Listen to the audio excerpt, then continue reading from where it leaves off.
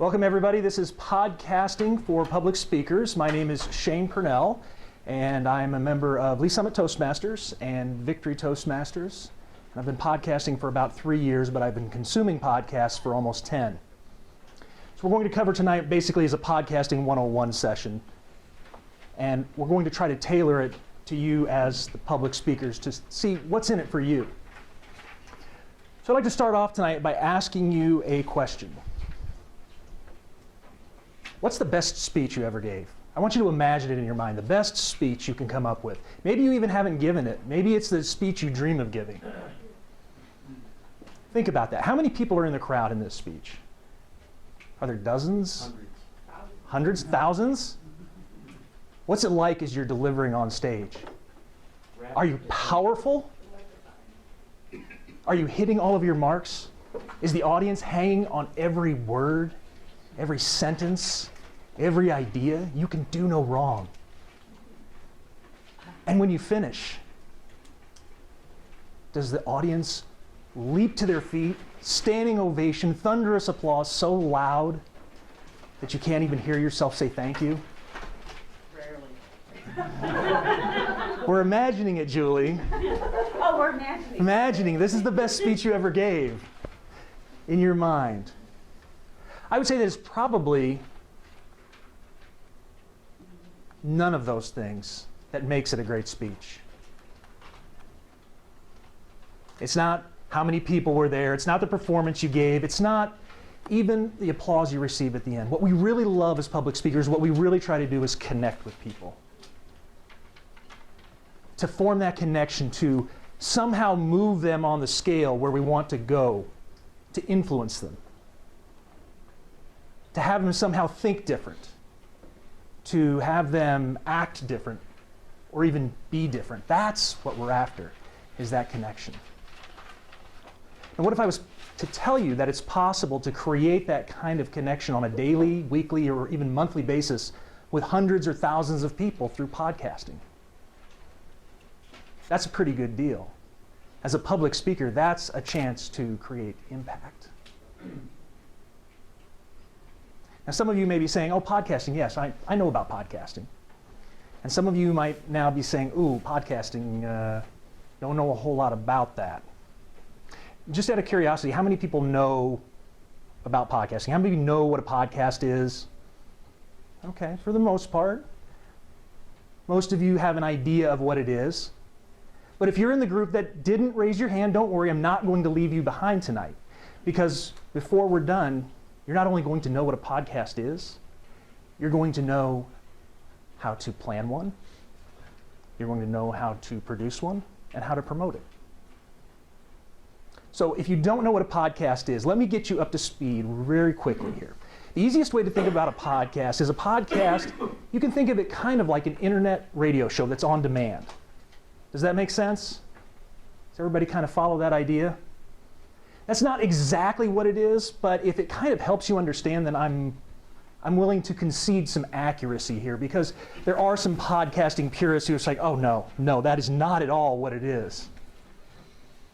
But if it helps you get an idea and then start listening to podcasts and then become passionate about it and then fall in love with it, then I'll give up the accuracy. And make no mistake about it, people are falling in love with podcasts. It is growing like crazy right now. In the last 2 years, I haven't seen it like it's been.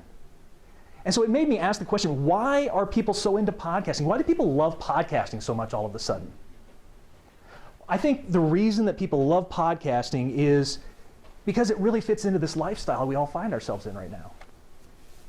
We're kind of on this on-the-go lifestyle, and podcasting seems to fit into it. This, we want what we want, where we want, when we want it.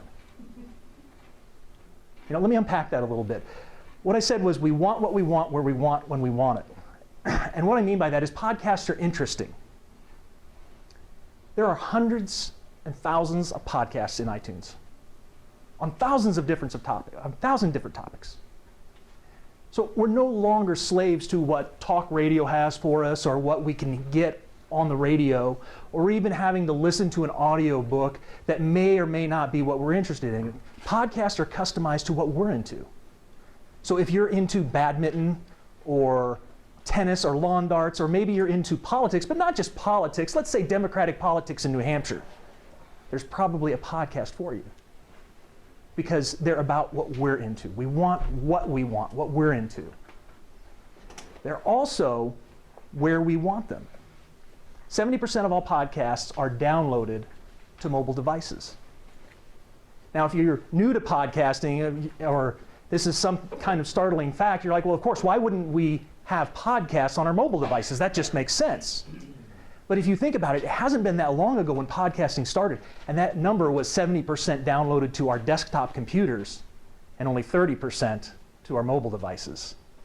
More and more, we're taking our podcasts with us when we go to work, when we go to work out, or even when we go work out in the yard. Our podcasts are there with us. We take them with us because we're always on the go, and we want to have that information, that entertainment with us. The third part of this is that podcasts are time shifted. And what I mean by that is probably best illustrated by this. Have you ever been driving somewhere and there's something you're listening to on the radio? And you're really into it. I don't know if it's a morning show or if it's an interview or maybe it's just a song. You get to your destination, but you don't shut the car off and get out. You listen until you can get to that breaking point because you don't want to miss it. Well, that doesn't exist with podcasts because when you get there, you just hit stop. When you get back into your car or when it's convenient for you, you start again. It's time shifted. You don't have to be on someone else's schedule to listen to a podcast. That's what makes them great. So we've talked a little bit about why I think podcasting is becoming more and more popular. But what is it? What exactly is a podcast? Because it's really not an on-demand internet radio show. A podcast is made up of a media file that's on a server on the internet. So it could be an audio file, it could be a video file, it could even be a PDF. And some of you are going, what? A PDF? That sounds a little strange. Well, it's all possible because of a mechanism, we'll call it a technology called RSS. And RSS syndication, RSS stands for Rich Site Summary, or some people say Real Simple Syndication. It really doesn't matter what you call it for the purposes of tonight. It's just best to think of it as a subscription service. Now, everybody's familiar with what a subscription is, right? We all have our favorite magazines from Time, Newsweek, Good Housekeeping, or Sports Illustrated. We subscribe to these magazines and a publisher mails them out to us. We go out to the mailbox and we get the subscription and we take it inside and we enjoy it. And then the next week or the next month, the publisher sends out the next issue of our subscription. Well, podcasting works kind of like that because of RSS. Except you don't really do podcasting through the mail, obviously. It's an electronic delivery, and it comes right to your mobile device. So there's no going to the mailbox. Every time whoever publishes that podcast puts out a new one, it's there for you to consume. So how does that look? So we have this very handsome podcaster producing a podcast. And the podcaster finishes the podcast, and then he uploads it or she uploads it to a hosting company. And a hosting company is just someone who stores your podcast file for you, whether that's audio, video, or the PDF. Let's go back to the PDF. I told you I would tell you how that's possible. Because it's a subscription service, because of the technology of RSS, a podcast only needs to be a media file. It doesn't have to be an audio file, but generally when we're talking about podcasting, we're talking about audio. There are video podcasts, but they're far less popular, and people usually just watch YouTube videos anyway. So when we talk podcast, we're talking audio. So you upload your audio file to a hosting company who hosts that file for you. Then they use that subscription technology, that RSS, to let directories like iTunes or Stitcher, or pick your favorite directory. iTunes is what most people think of. They use that RSS technology to let these directories know that you have a podcast and that a new one is available. So it's kind of that subscription flow, and instead of using the US mail, we're just kind of using this RSS to let a directory know. And then you, as the podcast listener, go to the directory and you say, oh, I think I see a new podcast that interests me. I'm going to download it. And so you just download it to your device. So how do we subscribe to a podcast? That's actually very easy. This is a screenshot of an iPhone, but if you have an Android device, it could be similar. On the iPhone, Apple gives you an application called the Podcast app. It's built right in. You don't have to do anything. It's right there. But if you're on Android, go to Google Play, look for podcast apps. There's a bunch of them. You can download your favorite. And you would just simply tap on that. Let's see if we can get this to go. There we go. Tap on that. And then right down here at the bottom, there's a little search field. So we can search on something that interests us. So when we tap on that search button, we start a search. And I want to do a search for personal branding podcast. That's kind of what I'm into. That's my thing. So I do a search. And then the podcast app says, oh, iTunes has all of these different podcasts on personal branding. Which one are you interested in? So I scroll through there and I see one that interests me. Hey, I like that Platform Giant show. And all I do is click subscribe. That's when that RSS kicks in. The podcast app then says, I've got you in your favorite podcast right there. It shows all of the shows and you just simply have to click play. You have now subscribed to a podcast. It's that easy. There's not a whole lot to this, but people like to make it complicated, and it doesn't need to be complicated. Does anybody have any questions so far? Oh, I'm doing well. Or you guys don't care. One of the two.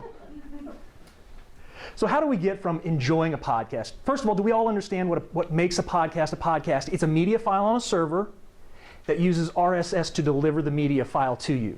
That's what makes a podcast a podcast. It's different from streaming because in streaming, you don't ever download it. With a podcast, you actually download the file to listen to it. You can stream a podcast. That is a part of what's available, but what makes it the podcast is the downloadable part and the RSS. What is what? I'm sorry? She said, what does that mean? And I'm thinking, let's go back to the beginning when you're doing, are you recording a speech or what do you, how do you get it? What's the basic, where you first start and you get before the microphone? What do you put in there? Does that make any sense? That's a great question, and we're going to talk about that next. Okay. So, okay, here's the $5. Thanks for asking that question. So how do we get from I want a podcast to I have a podcast? What you all want to know is, this is really what everybody's interested in, is how do I make a podcast? Now normally when I give this talk, I say there's 3 general steps. You plan it, you produce it, and you promote it. We're on a little bit of a compressed time frame tonight, so we're just going to talk about producing it. So let's talk about that. There's 3 aspects to producing a podcast. You need to prepare your show, you're going to need some software and equipment, and you're going to need a hosting company to host that file for you. So let's talk about preparing for your show. Obviously, the first thing you need to have is an idea for a show.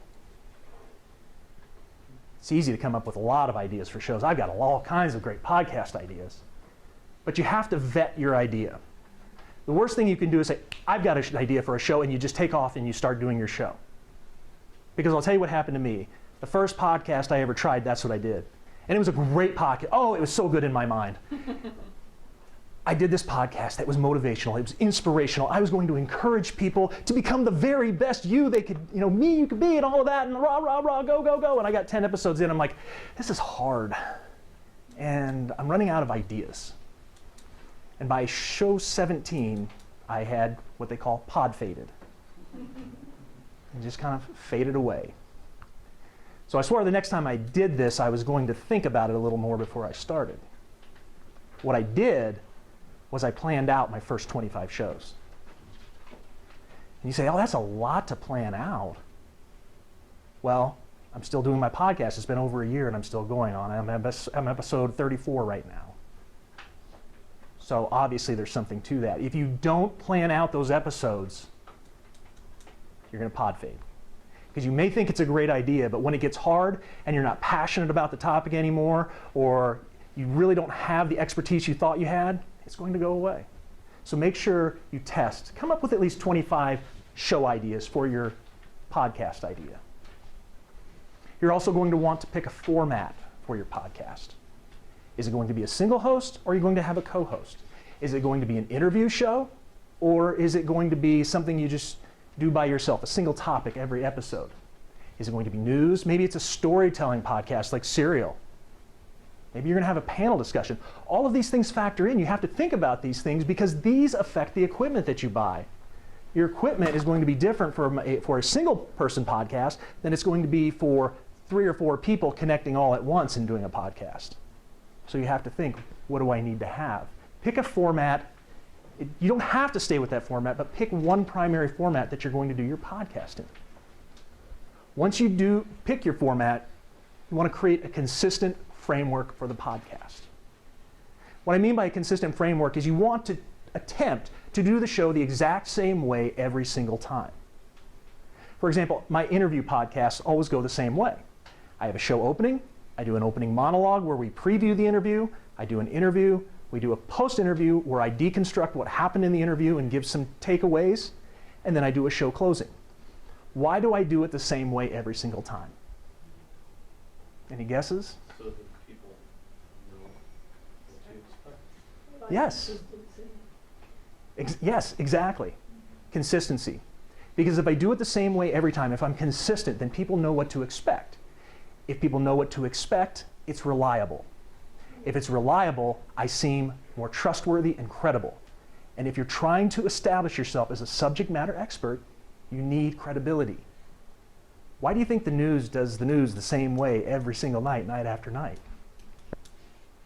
Because it shows they're reliable, they're credible. You know what to expect from them. You're going to tune back in because it's comfortable and it's familiar. So create a consistent framework for your show that will help your credibility. Equipment and software. This is my favorite part. I love to geek out on the equipment, but I know that not everybody feels the same way I do. So, after giving this talk several times, I've realized that probably the best thing is not to geek out on the hardware. Podcasting doesn't have to be difficult unless you want it to be. Sometimes I like it to be difficult, but for tonight, there's really only a couple of things you're going to need to do your podcast. You're going to need a microphone and a computer to plug it into. Now, we could make an argument for mobile devices, but that's a different night. So we're going to need a microphone and a computer to plug it into.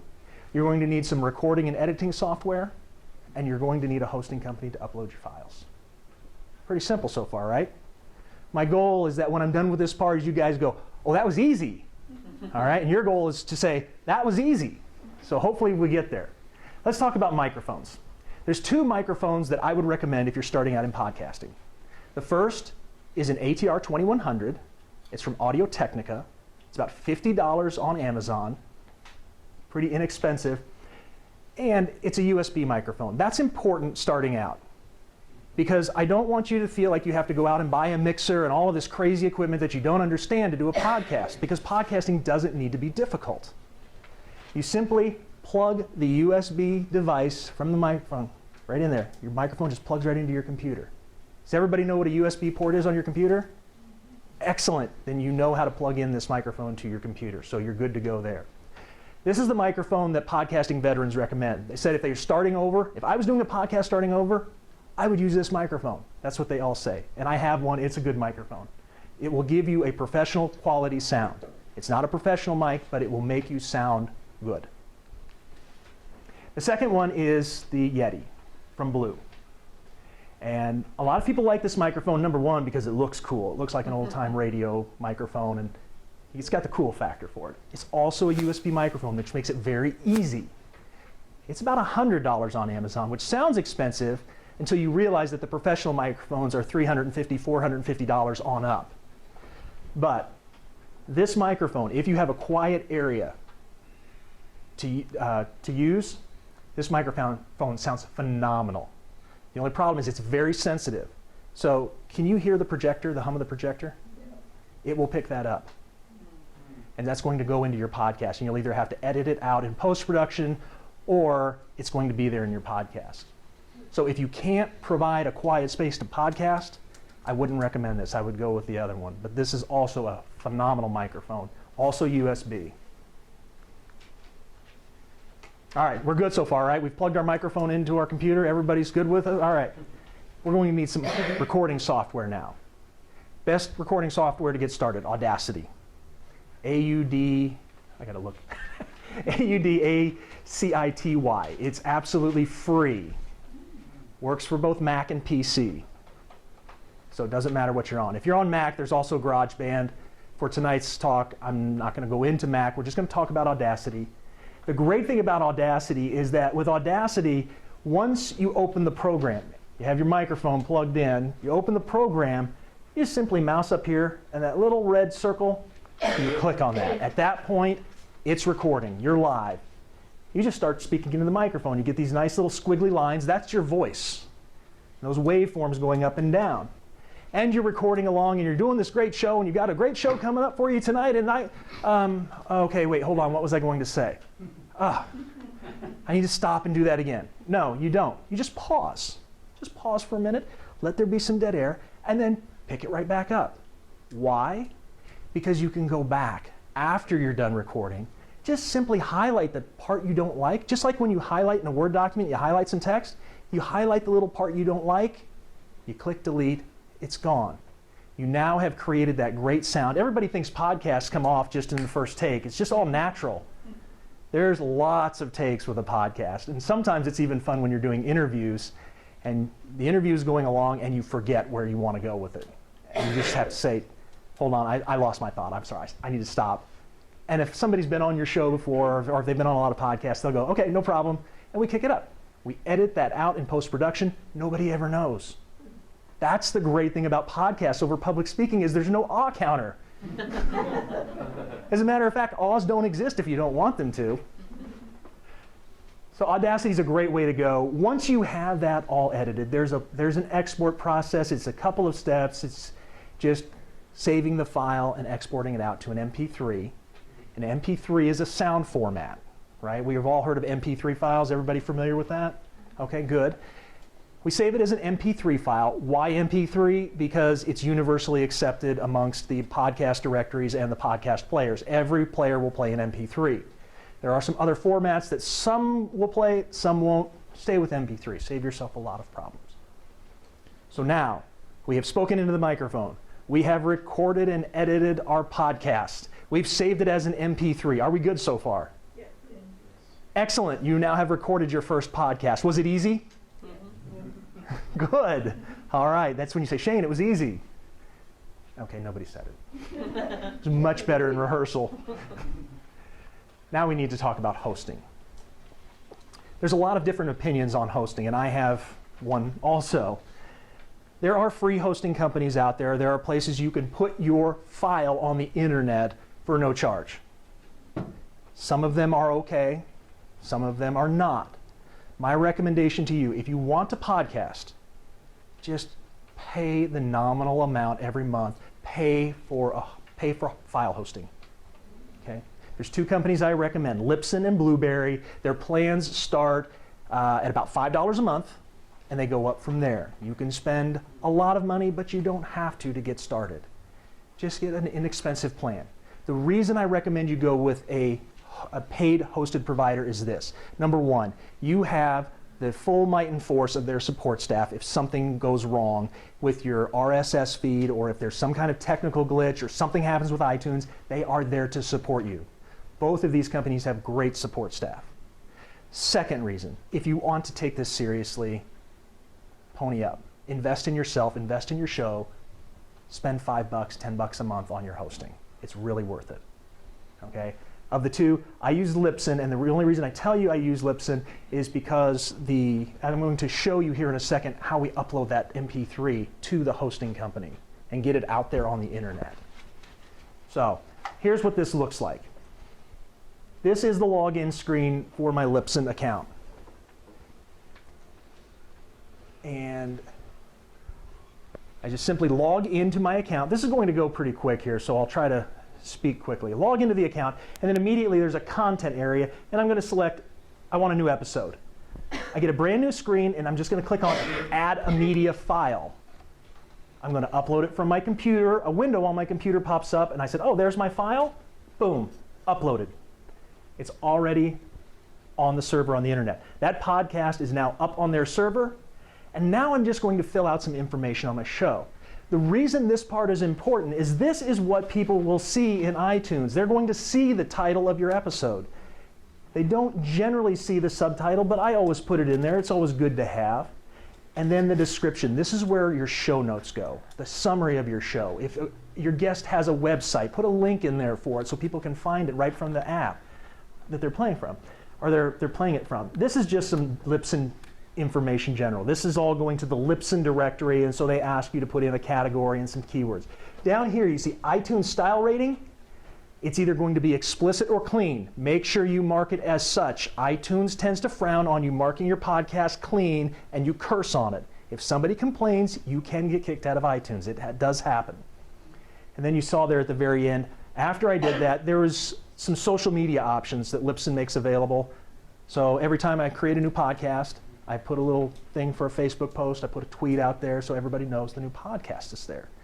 When I hit publish, boom, it is live. It takes about anywhere from 5 to 30 minutes to show up in iTunes, and people start downloading.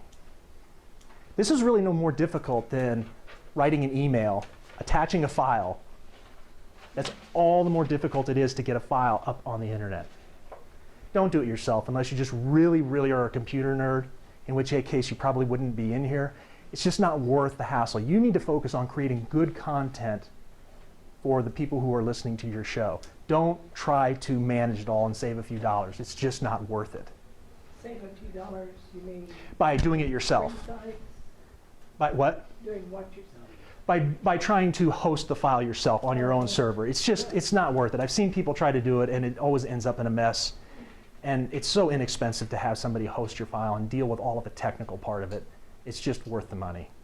It really is. If you hosted it yourself, you would do it from your, like, Some people try to do that. Some people try to do that, and the reason it's a bad choice is that when the people who try to do it themselves often have their own WordPress sites. And they'll say, oh, I'll just put this on my WordPress site, and then people can download it from there. Well, that's great when you have 3 listeners to your show. You know, your spouse, your mom, and a neighbor who happens to like you and is doing you a favor.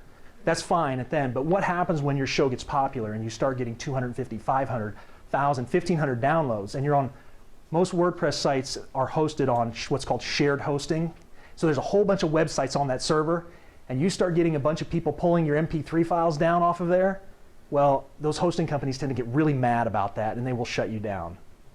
So don't try to host it yourself. It's not worth it. how do you get, as part of the service, when you pay for them to host on like Blueberry or whatever, do they give you a report of the download, how many people have downloaded, or do you get that automatically from iTunes? No, iTunes will not provide that information. You will get it from, they do provide statistics. The hosting companies will tell you how many downloads you have.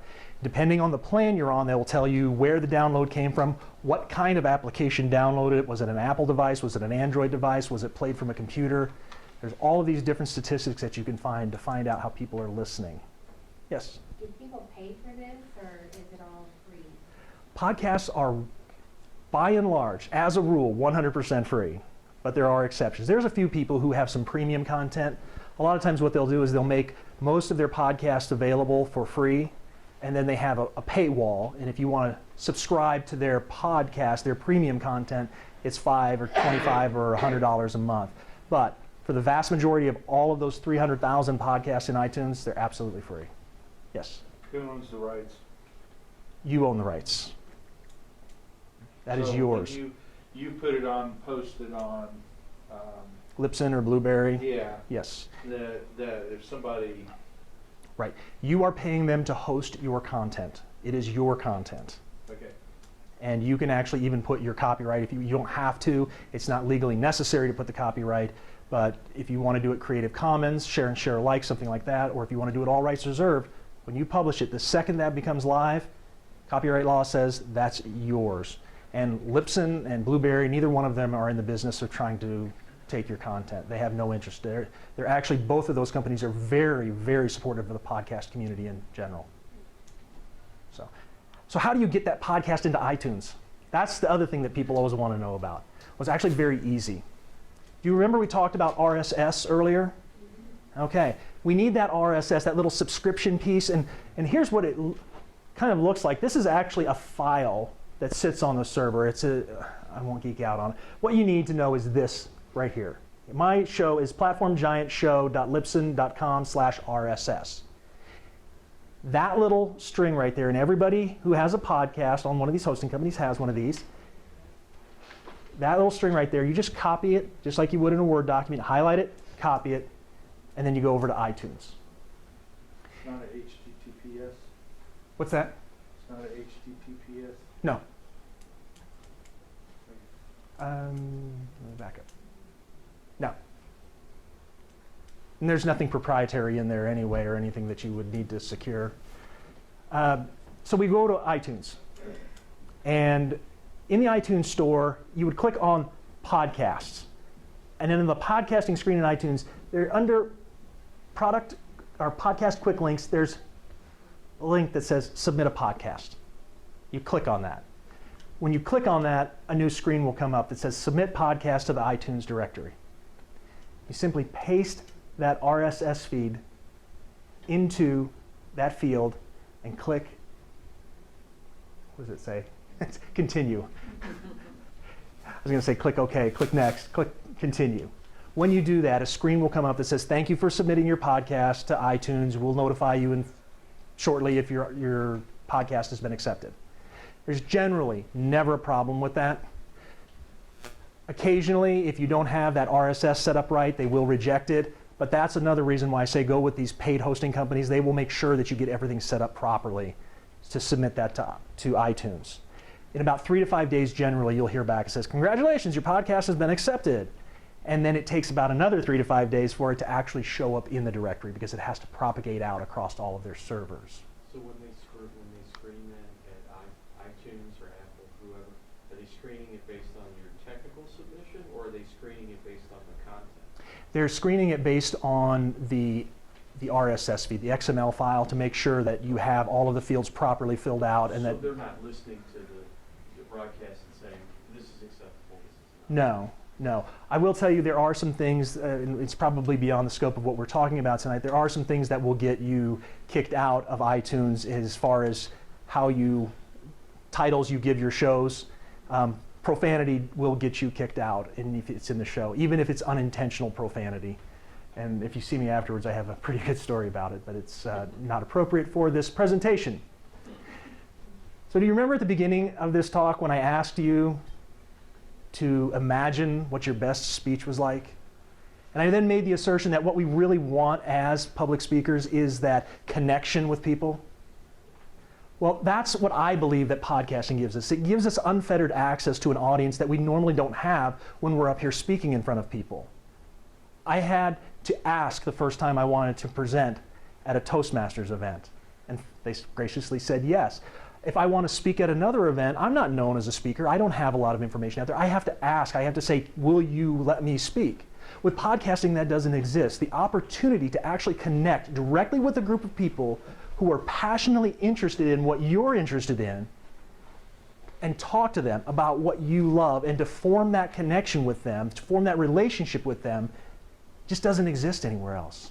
So if you're a public speaker, why wouldn't you start a podcast? There's an opportunity to connect with a group of people that otherwise you wouldn't normally have access to. And I want to end tonight by sharing with you a little story. And this is my story of connection.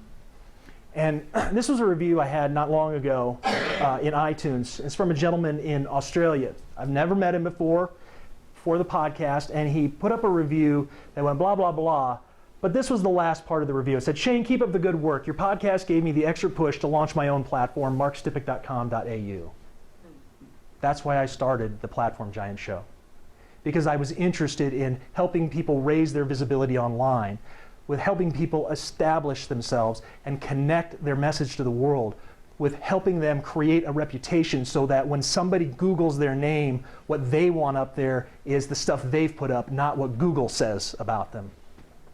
And so to have someone come back and say, keep up the good work, I'm doing this now, I'm doing what you're talking about because of what you're doing. That is why we speak. That's the kind of connection that you have through podcasting. Does anyone have any more questions? Aren't you able to take that RSS feed and embed it in your own website so they can get it from your website as well? You can actually, what Libsyn gives you is they give you access to a media player. So you can actually take the HTML code, they'll give you an embed code that you can put right in your blog post when you do your show notes for your page, and you can put it right in there, and you have a player that has sharing, you have social media sharing, and they actually even, this is what I love about the Libsyn player, is you can go to my site and say, oh, that's a great podcast. I want to put that, just like you do with YouTube videos, I want to put that on my site and write a blog post on it. You can take, it'll give you the embed code so you can put it on your site too. So it's a very powerful player. It's very cool. Anyone else? No? Everyone, thank you so much for your attention. I hope that you all learned a little bit tonight, and I hope that podcasting is a little easier for you. Thank